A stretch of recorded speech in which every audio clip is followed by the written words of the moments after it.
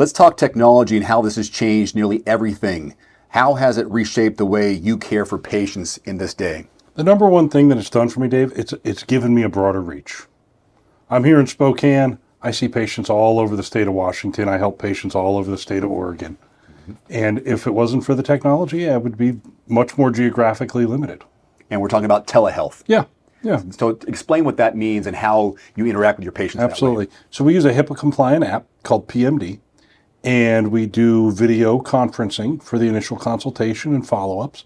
And then on top of that, I fly from Spokane to Seattle. I drive to Bellingham from there. And then on the next week, I fly down to Portland. And I try to see each and every patient in person at least once because it just helps cement that doctor-patient relationship. Mm-hmm. But the technology allows me to get that reach and help patients more efficiently than if I didn't have it. So what's the feedback you're getting from patients using this technology? They love it. Patients do their follow-ups from their car on their lunch break. Yeah. And they love that, you know. Every once in a while I get a patient who calls me in his jammies, you know, just having coffee in his house. It's efficient. Mm-hmm. I love efficiency. Any barriers to this? Yeah. I mean, a physical exam. Yeah. You know, and that's why I take the time to travel around the two states and make sure I see everybody in person. I like to get my hands on patients, even if it's a handshake, but also the physical exam.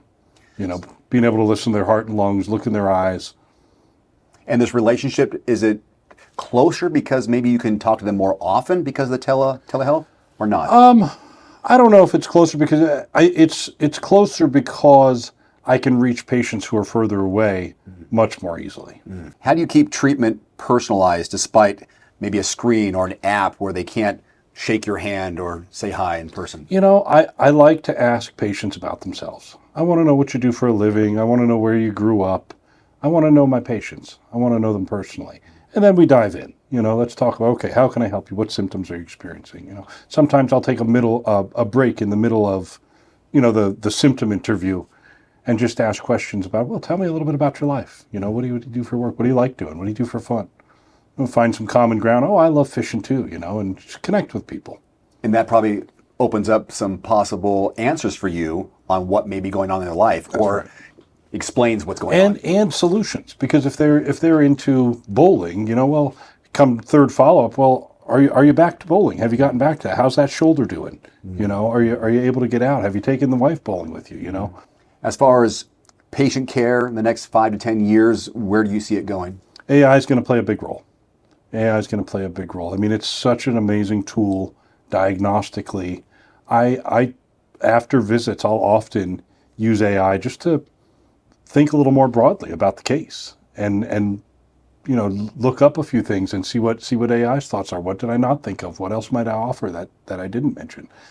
I think that's going to play a big role, AI. If you're looking for cutting-edge care that is still on the personal level, Dr. Faler's clinic combines both of them, as you've heard. You can learn more right now at antiagingnorthwest.com. There's also a direct link below this video.